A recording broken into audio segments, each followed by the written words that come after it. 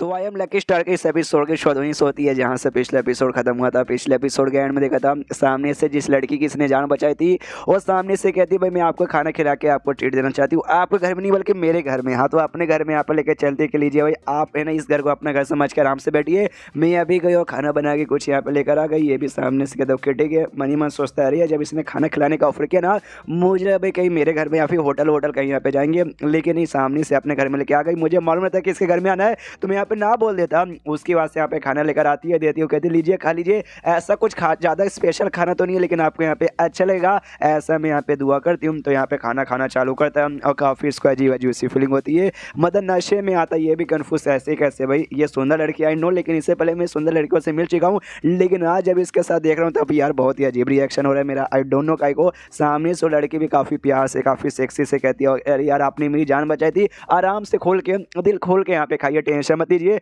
और नाम आपका नाम क्या है? सामने से यार मैंने पूछा ही नहीं है, मेरा नाम यहाँ पे लियो ई है। सामने से फेंग भी कहता अच्छा मेरा नाम यहाँ पे लिंग फेंग है। वो कहती है अच्छा लिंग फेंग है, बढ़िया नाम है। सामने से लिंग फेंग का दिमाग खराब हो गया जरा, कह रहे बाप रे ये सब चल है ना, अगर ऐसे चला तो भाई मेरा पूरा दिमाग यहाँ पे दही हो जाएगा, फिर उसके बाद मेरे साथ क्या होगा मैं खुद यहाँ पे कुछ बता नहीं सकता। अरे यार नहीं, अरे नहीं, अरे नहीं, एंड देन यहाँ पे बज जाती है भाई टेलीफोन की घंटी और ये आता है होश में। कहता आई एम सॉरी अब मुझे यहाँ से जाना पड़ेगा, मैं लेट हो रहा हूँ। सामने सो कहती है बस इतना जल्दी, आपने तो अपना खाना भी पूरा नहीं किया। ये कहते ना मुझे कुछ काम में जाना जरूरी है, इसलिए भाई अगर कुछ ऐसा जरूरत पड़ा ना तो मुझे भाई कॉल कीजिएगा, ये लीजिए नंबर। सामने से फिर चल जाता है, लेकिन ये औरत यहाँ पे कमी नहीं थी, इसने पक्का भाई कुछ ना कुछ तो किया ही था, कुछ ना कुछ किया था जिस चक्कर में अपने दिमाग का भाई पूरा उसका दही हो रहा था। लेकिन मैं एंड में जाने के बाद ना इसका पूरा प्लान यहाँ पे चौपट हो गया, देखते भाई आगे वापस लौटेगी कि नहीं। उसके बाद से जैसे बाहर यहाँ पे जाता है ना खुश है कि चलो भाई एंड टाइम पे कॉल की घंटी बच गया, वरना उसके बाद मेरे साथ यहाँ पे क्या होता है मैं खुद यहाँ पे बता नहीं सकता। एंड देन तब यहाँ पे जो शुआन फैमिली के 2-3 बंदे आ जाते हैं,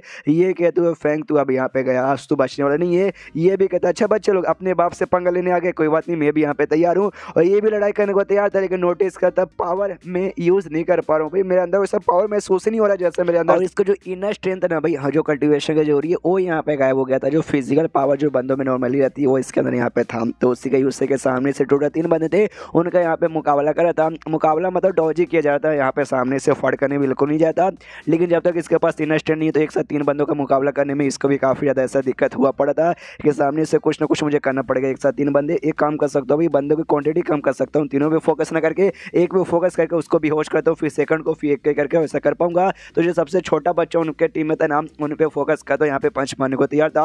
और लड़का भी देखता भाई तेरा जब इनर स्टैंड यहाँ पे गायब हो चुका है तो सामने से भाई काय को मेरे साथ यहाँ पे फाइट करने की कोशिश कर रहा है, मत कर। मतलब सामने से भाई पक्का मालूम होगा वो जो पीने यहाँ पे गया था ना भाई उसके साथ जो सूप वगैरह या फिर जो भी इसने खाना खाया था उसमें कुछ ना कुछ होगा, या फिर उस औरत ने यहाँ पे कुछ किया था और इन्होंने शायद उस औरत को यहाँ पे भेजा होगा। मैं क्लियर तो नहीं हूँ लेकिन पक्का भाई यही हुआ होगा। सामने से वो भी सोचते कि यहाँ पे तुम मार ले मुक्का तो या कोई असर होने वाला नहीं है, लेकिन मुक्का यहाँ पे जोर से मारता है कि एक ही मुक्के में लौंडा यहाँ पे बेहोश हो जाता है। जो देखते बाकी दोनों लौंडे यहाँ पे हिल जाते कि ऐसे कैसे भाई, इसका इनस्टेंट है, ये इसका गायब हो चुका था, यूज नहीं कर पा रहा था, फिर बाकी इसके मुक्के में कितना पावर कैसे आ गया। अच्छा भाई कोई और इसके टेक्निक होगी जिसके लिए जिसको यूज करने में इनस्टेंट की यहाँ पे जरूरत नहीं पड़ती। सामने समय ऑर्डर मिला था कि उसको जिंदा पकड़ के लाना है, इसको मारना नहीं है, लेकिन 2 बंदों में इसको जिंदा पकड़ पाना पॉसिबल नहीं है। हमने पूरा जोश लगा के अटैक किया तो शायद इसकी जान निकल जाएगी और मर जाएगा, तो यहाँ पे कोई फायदा आने वाला नहीं है। इसलिए अपने तीसरे बंदे को लेते जो बेहोश हो गया था कि चलो भाई बाद में हमें मौका मिलेगा, बाद में पकड़ लेंगे, और इतना बोलते ही वो लोग यहाँ से भाग जाते हैं। जाना था यहाँ पे जो फेंग है ना, फेंग की भी हालत खराब थी, वो भी देखते चलो भाई एंड टाइम पे मैंने डरा के इनको भगा दिया, वरना एक बार में अगर दोनों हमला करते तो शायद मेरी जान यहाँ पे निकल जाती। लेकिन भाई सामने से मेरा इनर स्ट्रेंथ भाई मैं उसे क्यों यूज नहीं कर पा रहा हूँ भाई, अभी यूज तो कर पा रहा था। अरे यार वो जो औरत थी भाई कम्युनिस्ट की औरत, जो इसको भाई मैं जिसके घर पे गया था कहीं उसके चक्कर में तो नहीं अपने घर पे लौटता 2 घंटा हो जाता भाई, और प्रैक्टिस कर करके ना 2 घंटे के अंदर अपना इनर स्ट्रेंथ यहाँ पे वापस रिकवर कर लेता। सीन शो था शुआन फैमिली के भाई हॉस्पिटल की ओर, जहाँ पे जिस बंदे को मार के बेहोश किया था ना, हाँ तो उस बंदे को हॉस्पिटल में जाता है, हड्डी वड्डी थोड़ी सी टूट गई थी, उसका इलाज यहाँ पे हो जाता है। जो उसका यहाँ पे था ना भी मेन बंदा जो उसने पिछले एपिसोड में डिसाइड किया था कि फेंग द्वारा यहाँ पे भाई उसका जो सिगरेट है ना पता करने की कोशिश करेगा, वो भी देखता हुआ यार इस बंदे को यहाँ पे मारना पड़ेगा, इसका इनर स्टैंड भी हमने यहाँ पे भाई वो कर दिया था गायब। लेकिन सामने से तो भी बिना इनर स्टैंड का इतना पावरफुल था कि इसने एक ही मुँह के अंदर हमारे इस बंदे की ऑलमोस्ट जान निकाली थी, हड्डी वड्डी सब यहाँ पे तोड़ दिया था। यानी है तो बंदा बहुत ज़्यादा स्ट्रॉन्ग मानना पड़ेगा, लेकिन अगली बार ना इसके साथ मुकाबला करने के लिए मैं बहुत ही बड़ा चैंपियन यहाँ पे भेजूंगा, लेकिन उससे पहले इस लड़की का तो यहाँ पे यूज़ कर लिया जाए तेरा पावर यहाँ पे कमज़ोर करने में। जैसा मैंने कहा था अभी पक्का इन्होंने लड़की भेजा था, हाँ इन्होंने ये लड़की को यहाँ पे भेजा था। उसके बाद यहाँ पे शीश उदय अगले दिन स्कूल में जो कि आराम से बैठा हुआ था, और तभी जो टीचर था ना अनाउंस यहाँ पे कहता सुनो सुनो सुनो, जो हमारे जो स्पोर्ट्स है ना भाई आज दोपहर के 2 बजे यहाँ पे होगा, इसलिए कोई भी बच्चा मिस मत कीजिएगा। सारे बच्चे यहाँ पे एक्साइटेड, यहाँ पे इसको कोई इंटरेस्ट नहीं था। फेंको भी सोचता है अरे यार स्पोर्ट्स भाई बहुत ही बेकार लगता है, स्पोर्ट्स में जाने से अच्छा आराम से क्लास में बैठ के यहाँ पे मैं सोऊंगा। लेकिन टीचर ये अनाउंस कर देता है जो 300 मीटर यानी लगभग 3 किलोमीटर का जो रेस है ना, उसमें हमारे क्लास से भी 2 बच्चे पार्टिसिपेट कर रहे, एक यहाँ पे मॉनिटर और दूसरा फेंग। जो सुनते यहाँ पे मॉनिटर खुश यस, लेकिन फेंग सोचते हैं भाई मैंने तो यहाँ पे साइन अप किया ही नहीं था, फिर मेरा नाम यहाँ पे कैसे आ गया। कोई बात नहीं भाई कर ही लेंगे, कहीं ना कहीं से गलती से हो गया होगा। ये मॉनिटर ने यहाँ पे करवाया था जानबूझ के फेंग को नीचे दिखाने के लिए, क्या नहीं जो रेस यहाँ पे होगा ना वो हर साल यहाँ पे होता है। जो लास्ट टाइम यहाँ पर हुआ था उस समय फेंग ने पार्टिसिपेट नहीं किया था, मॉनिटर ने किया था, और मॉनिटर यहाँ पे सेकंड आया था, और पहला यहाँ पे एक दूसरा आया था, एक सीनियर था उनसे भी हाई क्लास का। तो सामने से सोचता है कि पीछे बात तो भाई मैं सेकंड आ गया था, लेकिन इस बार भी ट्रेनिंग कर करके मैं तेज हो चुका हूँ, इसलिए इस बार ना मैं नंबर 1 पक्का हूँगा। और ऊपर से रही बात है फेंग का, तो भाई फेंग तो मेरे ख्याल से पक्का तेज होगा नहीं, तो इसको जानबूझ के अपने चाचा का नाम यूज सके भाई इसको जबरदस्ती एडमिशन मैंने दे दिया, मतलब उसमें जबरदस्ती साइन अप करवा दिया। आप सामने से यहाँ पे आए हाय हराऊंगा, और साथ ही में इसके जो दोस्त है ना फेंग उसको अपनी यहाँ पे बना लूंगा, मिंग को अपनी बना लूंगा। और उसके बाद यहाँ पे स्पोर्ट्स का टाइम आ जाता है, सब तैयारी करके आ जाते हैं। फेंग अपने एटीट्यूड में देखते मॉनिटर भी थोड़ा सा चौंक जाता है भाई इसमें किस बात का एटीट्यूड है। और तभी जो ऑडियंस थी ना देख के यहाँ पे दीवानी हो गई थी, 3 लड़कियों को, और 3 लड़की और को नहीं बल्कि मेंग भाई और उसकी बड़ी बहन भाई शाओ, सामने से वो लोग भी चेयर अप किए जा रहे थे। स्पेशली भाई ये मेंग कर रही थी, यहाँ पे ये नोटिस करता है इसको, भाई को कह रही भाई यहाँ पे क्या करिए, मेरे क्लास के बच्चे तो पीछे यहाँ पे बैठे हुए है, कोई बात नहीं मुझे उसके साथ यहाँ पे बातचीत भी करना है, जैसे ही स्पोर्ट्स का कांड होगा ना उसके बाद से यहाँ पे भाई जाके बातचीत करूँगा। यहाँ पे सारे बच्चे ऐसे यहाँ पे तैयार थे कि ओके ठीक है, यहाँ पे भाई on your mouth get set go.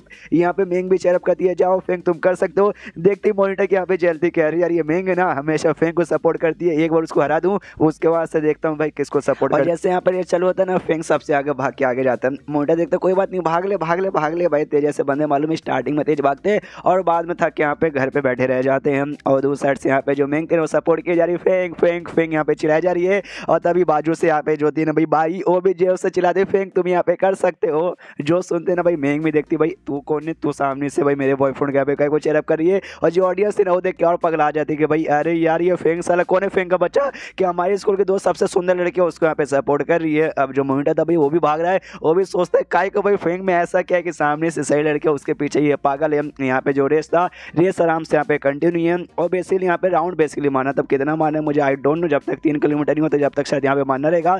तीसरा राउंड यहाँ पे क्लियर हो जाता है, फेंग में खास यहाँ पे काफी आगे तो चल ही रहता, और मॉनिटर भी उसके पीछे यहाँ पे नहीं था, वो भी लेकिन नोटिस करता 3 लैप यानी 3 राउंड हो चुका है अभी तक, ये बंदे यहाँ पे थका ही नहीं है, अगर ऐसे यहाँ पे चलता रहा तो ये जीत जाएगा और मैं पीछे रह जाऊंगा, नहीं मुझे इसके बराबरी आना पड़ेगा, तो मुझे भी अपना स्पीड बढ़ाना होगा। तो ये भी अपना स्पीड यहाँ पे बढ़ाता है, 5 राउंड यहाँ पे हो जाता है, और जो मॉनिटर है ना लगभग फेंग यहाँ पे बराबर आ चुका था उससे पीछे होने के लिए, यानी फिर से भाई फेंग ऐसे उसके आगे यहाँ भाग जाता है, और मॉनिटर की फड़ी पड़ी थी। फेंग का स्पीड तो यहाँ पे बहुत ही अच्छा है, और सामने से जो देखने वाले थे भाई होस्ट वगैरह वो भी सब कहते अरे बाप रे भाई जो लौंडा यहाँ पे सबसे आगे भाग रहे ना, मानना पड़ेगा भाई इसको, अगर अच्छे से हम प्रोफेशनल बंदे आकर ट्रेनिंग देंगे ना तो हो सकता है आगे चल के ना ये हमारे देश के लिए ओलंपिक गोल्ड मेडल लेके आ जाए। यहाँ पे मॉनिटर का दिमाग खराब करनी भाई, ये आगे यहाँ पे नहीं जा सकता, मुझे जाना भी, अगर मेरी इज्जत का सवाल का जो है सामने से फेंक हरा दूंगा, उसके दोस्त मेरी भाई मेरी, उसके जो बहन है भाई मेरी, सबके सब मेरी हो जाएगी। इससे चल भाई पूरा जोश लगाया जा रहा भाई, मुंह यहाँ पे पूरा लाल हो चुका है, सांस तक भी ले नहीं पा रहा था। पीछे से आता है फेंक आते कहते भाई क्या हुआ भाई तू, तेरा मुंह यहाँ पे लाल काहे हो गया अचानक से, और इतना बोलते वो आगे यहाँ पे निकल जाता है। इसका पूरा दिमाग खराब बेचारा, वो वाकई में सांस ले नहीं पाता, जमीन से ढाम से गिरता है और चोट इसको लग जाती है। सामने सोचते हैं भाई फेंक ने यहाँ पे 300 मीटर यानी 3000 मीटर यानी 3 किलोमीटर इसने पार कर लिया था, और दूसरी ओर मॉनिटर गिर के वो उसको यहाँ पे चोट लग गया था। एंड देन तभी सामने से इसका सपना इज्जत सब कुछ यहाँ पे जा चुका है, और यहाँ पे आता भी एक बंदा वो आते भाई घोड़ा यहाँ पे निकाल लेता, देख सकते हो भाई ब्लर कर लिया गया है, और कहते हैं भाई इससे हम तेरा यहाँ पे काट देंगे, नहीं टेंशन, मतलब वो घोड़ा यहाँ पे नहीं था, वो ट्रिमर यहाँ पे था जिससे बाल दाढ़ी मूंछ काटा जाता है, और कहते हैं उससे कि चल भाई सामने से तेरा काटने का नहीं तेरा बाल काटने का, तुझे गंजा करने का टाइम आ गया। ये बोलता है ना ऐसा मत करो यार, सामने सो कहता नहीं है करना पड़ेगा कि भाई तुझे चोट लग गया है और चोट को ठीक करने के लिए बाल काटना जरूरी है, सिर पे चोट लगा था इसीलिए। एंड देन ये चैप्टर यहीं पे खत्म। बेचारा है तभी अपनी इज्जत बचा के दूसरे की इज्जत लुटाने, लेकिन अपनी इज्जत यहाँ पे लूट गई और दूसरे का इज्जत बढ़ गया। फिर चैप्टर खत्म हो जाता है तो वीडियो भी खत्म। तो मिलता है अगले किसी वीडियो में, जब तक के लिए बाय बाय।